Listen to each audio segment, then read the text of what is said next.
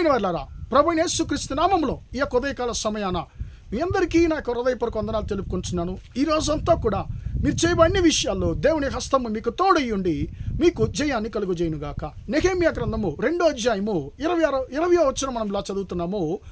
ఆకాశమందు నివాసి అయిన దేవుడు తానే మా యత్నమును సఫలపరచునుగాక అనేటువంటి మాటను మనం చదువుతున్నామండి. ప్రియమైన దేవుని బిడ్డలారా, ఇక్కడ అంటే మా యత్నము అనేటువంటి మాట మేము చేసేటువంటి ప్రయత్నము అని అర్థమండి. ఇప్పుడు ఈ మాట ఎవరు చెప్తున్నారు? నెహెమ్యా అనేటువంటి ఒక వ్యక్తి తన శత్రువులతో చెప్తున్నాడండి. ఆయన అంటున్నాడు, ఆకాశమందు నివాసముగా ఉన్నటువంటి దేవుడు తానే మా ప్రయత్నాలను, మా యత్నమును ఆయన సఫలము చేయును. మాకు వాటిని ఆయనే, మాకు ప్రతి ఒక్క దానిని ఆయనే మాకు చెయ్యి కూడి వచ్చే ప్రకారం ఆయన చేస్తాడు అని ఆయన అంటున్నాడండి. ఎలాంటి పరిస్థితుల్లో ఈయన ఈ మాటను మాట్లాడాడు అని మనం గమనించినట్లయితే, ప్రియమైన దేవుని బిడ్డలారా, ఈ యొక్క నెహెమ్యా రాజు యొద్ద ఈయన పనిచేస్తున్నాడు, పానదాయకుడుగా ఉన్నాడు ఈయన. ప్రియమైన దేవుని, కానీ ఈయన ఇశ్రాయేల్ దేశానికి చెందిన వ్యక్తి. ఇప్పుడు ఆయన ఒక వర్తమానాన్ని వినబడుతున్నాడు. ఇశ్రాయేల్లో మనోళ్ళు ఎంత క్షేమంగా ఉన్నారా, మనోళ్ళు ఎలాగున్నారు అని చెప్పి ఈయన ఇతరులతో అడిగినప్పుడు, మన యొక్క యెరూషలేము అంతా కూడా ఆ యొక్క గోడలు కూల్చివేయబడి ఉన్నాయి, అగ్నితో పట్టణం కాల్చివేయబడి ఉంది అని చెప్పి ఈయన వినబడినప్పుడు ఆయనలో ఒక భారం వస్తుంది. ఆయన దేవునికి మొరపెడుతున్నాడు. ప్రియమైన దేవుని బిడ్డలారా, ఆ యొక్క పట్టణాన్ని మళ్ళీ నిర్మించాలి అనేటువంటి భారం ఆయన కలుగుతుంది. ప్రార్థన చేస్తున్నాడు, రాజు దగ్గర సహాయం అడుగుతున్నారు. రాజు కూడా సహాయం చేస్తానని చెప్పి ప్రతి సహాయాన్ని రాజు చేస్తున్నాడు. ఇప్పుడు ఈయన అంటే దేవుడు ఈయనకి కార్యాలు సఫలపరిచాడు. ఇప్పుడు ఆ యొక్క కార్యాన్ని మొదలు పెడుతున్నాడు. అంటే పట్టణం నిర్మించడము మొదలు పెడుతున్నాడు. మనుషుల దగ్గర మాట్లాడాడు. మనుషులు కూడా అందరూ పూనుకున్నారు, రండి మనం కడుదాం రండి అని చెప్పి అందరూ పూనుకున్నారు. ఇప్పుడు శత్రువులు, వీరికి కొంచెం కూడా సంబంధం లేని శత్రువులు వీరిని బెదిరిస్తున్నారు, భయపెడుతున్నారు. మీరు చేసేది ఏంటయ్యా, మీరు చేసేది అసలు జరుగుతుందా, మీరు రాజుకు విరోధంగా ఏమో పనులు చేస్తున్నట్టున్నారు అని చెప్పి వారిని నిందిస్తున్నారు, వారిని భయపెడుతున్నారు. ప్రియమైన దేవుని, అప్పుడు నెహెమ్యా అంటున్నాడు, ఆకాశమందు నివాసి అయిన దేవుడు తానే మా యత్నమును సఫలపరచును. మా దేవుడు మాకు క్రియలను సఫలము చేసి ఉన్నాడు. మాకు మా ప్రయత్నాలు అన్నిట్లో మా దేవుడు జయాన్ని ఇచ్చి ఉన్నాడు. మా పట్టణాన్ని కట్టడానికి రాజు యొక్క కళ్ళలో మాకు దయగలిగించాడు. మా ప్రజల్లో ఏక మనసును దయచేశాడు. మీరెవరు దాన్ని అడ్డగించడానికి, మీరెవరు మమ్మల్ని భయపెట్టడానికి అని చెప్పి తన శత్రువులతో మాట్లాడుతున్నారు. ప్రియమైన దేవుని బిడ్డలారా, ఈ రోజుల్లో కూడా మనకు విరోధంగా కూడా కొంతమంది శత్రువులు ఇలా బెదిరిస్తూ ఉంటారు, భయపెడుతూ ఉంటారు. మనకు బాగా తెలుసు, మనం ఉపవాసం ఉండి ప్రార్థించి మనం దేవుడు ఈ ప్రయత్నాన్ని నువ్వు చెయ్యి అని చెప్పిన తర్వాత మనము దేవుని అక్కడ నడిపింపుతోనే ఏదో ఒక ప్రయత్నాన్ని మనం చేసి ఏదో ఒక కార్యాన్ని మనం మొదలుపెట్టి ఉంటాం మన జీవితంలో ముందుకు సాగడానికి. ఒక్క అడుగు వేసి ఉంటాం మనం, అంతే అండి. వెంటనే శత్రువులు వస్తున్నారు, సాతానుడు కొంతమందిని పంపిస్తున్నాడు. నువ్వు చేసేది అసలు కరెక్ట్గా ఉందా ఒకసారి చూసుకో, నువ్వు చేసేది దేవుడు నడిపిస్తున్నాడు అని ఒకసారి దేవుడే నడిపించాడు, దేవుడే సఫలపరిచాడు.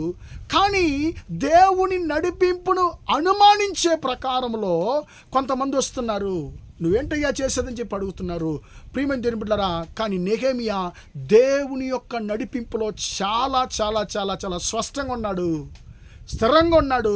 దేవుడే నాకు ఈ భారాన్ని ఇచ్చాడు, దేవుడే నాకు అన్నిటిని సఫలపరిచాడు, మీరెవరయ్యా నన్ను భయపెట్టడానికి అని చెప్పన్నాడు. ప్రియమైన దేవుని బిడ్డలారా, అలాంటి ఒక ధైర్యము, ఒక నమ్మకము మనలో కూడా ఉండాలి. దేవుడు ఇష్టపడుతున్నాడు. ప్రియమైన దేవుని బిడ్డ, నీ కార్యాలను దేవుడే నీకు సఫలము చేస్తాడు. నువ్వు చేసేటువంటి ప్రతి ఒక్క ప్రయత్నాల్లో దేవుని యొక్క హస్తము నీతో ఉంటుంది, నిన్ను దీవించడానికి. నిన్ను భయపెడుతున్నటువంటి, బెదిరిస్తున్నటువంటి శత్రువులకు నువ్వు ఏమాత్రం భయపడనక్కర్లేదు. ఎందుకంటే ఆకాశములో నివాసి అయినటువంటి దేవుడు తానే నీ ప్రయత్నాన్ని ఆయన నీ ప్రయత్నాన్ని ఆయన సఫలపని చేయబోతున్నాడు. మనుష్యులు దేవుని యొక్క చిత్తాన్ని ఏమాత్రం ఆపలేరు. మనుషులు నిన్ను నన్ను కేవలము బెదిరించగలరు, భయపెట్టగలరు, అంతేగాని మీరు ఏం చేయగలరు? దేవుని యొక్క క్రియలను మనుషులు అడ్డగించడానికి సాధ్యమేనా? అసలు లేదు. ప్రియమైన దేవుని బిడ్డ, కాబట్టి మనం నమ్మకంతో ఉందాం. ఈ మాట మనం పలుకుతూనే ఉందాము. ఆకాశమున నివాసి అయిన దేవుడు తానే మా యత్నమును మా ప్రయత్నమును సఫలము చేయును. నాకు అన్నిటిని సమకూర్చే దేవుడు, నా కోసం అన్నిటిని చేసేటువంటి దేవుడు, నా క్రియలు నా ప్రయత్నాలన్నింటినీ కూడా ఆయన సఫలపరుస్తాడు అనేటువంటి నమ్మకము మనలో ఉండాలని. ఏం జరిగింది? ఎన్నో బెదిరింపులు ఆయన ఎదుర్కొన్నాడు. కానీ దేవుని మహాకృపను బట్టి ప్రియమైన దేవుని బిడ్డలారా ఆ యొక్క పట్టణాన్ని కట్టగలిగాడు. ఈయన మాత్రం కాదండి. బైబిల్లో మోషే గారిని మనం చూసినట్లయితే, మోషే అన్య దేశంలో ఉన్నాడు. యెహోవా ఆయనతో మాట్లాడుతున్నాడు. అయ్యా, నువ్వు వెళ్ళి ఐగుప్తులో ఉన్న ప్రజల్ని నువ్వు విడిపించని చెప్పని మోషే దేవుని నమ్మడానికే చాలా రోజులు పెట్టుకున్నాడు. చాలా సమయం పట్టిందండి. వెంటనే ఆయన లోబడలేదు. అయ్యా, వేరే ఎవరైనా పంపించు, నేను బలహీనుణ్ణు, నేనేం చేయలేనని చెప్పి చివరికి మోసే దారికి వచ్చాడు. ఇప్పుడు ఈ మోషే వెళ్ళి ఇశ్రాయేలు ప్రజలతో మాట్లాడాలి. ప్రజలు వెంటనే ఒప్పుకున్నారంటే లేదండి, అంగీకరించారంటే లేదు. అందరికి ఇంకా ఆయన దాన్ని బాగా వివరించిన తర్వాత ప్రజలు అంగీకరించారు. చూడండి ఎన్ని సమస్యలు ఉన్నాయి చూడండి. ఇప్పుడు అందరు కలిసి రాజు దగ్గరికి వెళ్ళి మాకు విడుదల కావాలా, మా దేవుడు మమ్మల్ని వెళ్ళమంటానంటే, మీరు ఈ యొక్క పనులు చేయడానికి మీరు సోమర్థనం పడి విడుదల కోరుతున్నారు, మీరు వెళ్ళండి అని చెప్పి ఆ యొక్క ఫరో రాజు ఇంకా వారిని బాధ పెడుతున్నాడు, ఇంకా వారిని చాలా బరువులు మోసే ప్రకారం చేస్తున్నాడు, హింసిస్తున్నాడు. ప్రియమైన దేవుని బిడ్డలారా, ప్రజలందరూ సనుక్కుంటున్నారు, మోషేకి విరోధంగా సనుగుతున్నారు. కానీ ప్రియమైన దేవుని బిడ్డలారా, ఏం జరిగింది? దేవుని మహాకృపను బట్టి ఎన్ని ఆటంకాలు ఉన్నా కూడా దేవుడు తన మాటను నిలబెట్టుకున్నాడు. దేవుడు తన ప్రజలను విడిపించాడు. ప్రియమైన దేవుని బిడ్డలారా, మోషే గారు అన్ని అడ్డుబండలు ఇన్ని ఆటంకాలు వచ్చిన వెంటనే నాకెందుకులయ్యా బాబు అని చెప్పి ఆగిపోలేదండి. ఒకవేళ ఆగిపోయి ఉంటే ప్రియమైన దేవుని బిడ్డలారా, వాళ్ళకి విడుదల కలిగి ఉండేదేనా? కష్టం. ప్రియమైన దేవుని బిడ్డలారా, కాబట్టి మన జీవితంలో దేవుడు మనల్ని ఆశీర్వదించడానికి నిర్ణయిస్తే ఆ యొక్క ఆశీర్వాదాన్ని ఎవ్వరు ఆపలేరు. ఎందుకో తెలుసా?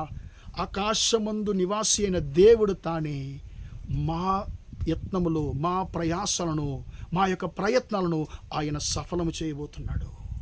దాన్ని ఏ మనిషి అడ్డగించలేడు. ఆ యొక్క ధైర్యము నీలో ఉందా? నేను చేసేటువంటి క్రియను దేవుని చిత్త ప్రకారమే నేను చేస్తున్నాను, ఈ క్రియను ఏ మనుషులు అడ్డగించలేనటువంటి ధైర్యము నీకున్నట్లయితే ఖచ్చితంగా నువ్వు దీవించబడతావు. ఈరోజు తండ్రి అలాంటి ధైర్యాన్ని నాకు దయచేయని చెప్పి మనం ప్రార్థన చేద్దాం. ప్రేమగల మా తండ్రి, దయగల దేవా, ఇంతవరకు ఈ మాటలు విన్న తండ్రి, నీ బిడ్డలు మీరు దీవించండి, ఆశీర్వదించండి. ఆకాశమందు నివాసి అయిన దేవుడు తానే మా యొక్క యత్నములు, ప్రయాసములు, మా ప్రయత్నాలు సఫలపరచునని తండ్రి స్తోత్రమేమో చదివిన ప్రకారం తండ్రి. నెహెమియాలో ఉన్నటువంటి ఆ నమ్మకము తండ్రి, విశ్వాసము తండ్రి మాలో కూడా దయచేయండి అయ్యా. మా యొక్క క్రియలను, మా యొక్క ప్రయత్నాలను పరలోకంలో ఉన్నటువంటి మా దేవుడు సఫలపరుస్తాడు, మనుషులు దీన్ని అడ్డగించలేరు అనేటువంటి తండ్రి స్తోత్రం, స్థిరమైన నమ్మకాన్ని నీ బిడ్డలకు ఇవ్వండి అయ్యా. నీ బిడ్డలు ఏ తండ్రి కార్యాలతో మొదలుపెట్టున్నారో తండ్రి అయ్యా స్తోత్రం తండ్రి, వాటి అన్నింటిలో నీ బిడ్డల శత్రువులకు ముందుగా సిగ్గుపడిపోకుండా తండ్రి మీ బిడ్డలను దీవించమని ప్రార్థిస్తున్నాను అయ్యా. మీ బిడ్డలంకా ముందుకు సాగించమని ప్రార్థిస్తున్నాను. నీ బిడ్డలు తండ్రి చేసేటువంటి క్రియల ద్వారా తండ్రి నీ బిడ్డలను మీరు దీవించండి తండ్రి. స్తోత్రమయ్యా, వీరు ఏ ప్రయత్నాలు చేస్తున్నారో ఆ ప్రయత్నాలంతా కూడా తండ్రి సక్సెస్ అవునట్లు ప్రార్థిస్తున్నానయ్యా. తండ్రి మీ బిడ్డలకు జయాన్ని కలుగజేయండి తండ్రి. ఈరోజంతా కూడా మా సహోదరులు చేసేటువంటి అన్ని ప్రయత్నాల్లో మీ హస్తం తోడుండోని ఆశీర్వదించమని యేసయ్య నామములో ప్రార్థించి అడిగి వేడుకొంచున్నాను తండ్రి. ఆమేన్. ప్రియమైన వారలారా, దేవుడు మిమ్మల్ని దీవించి ఆశీర్వదించును గాక. Praise the lord.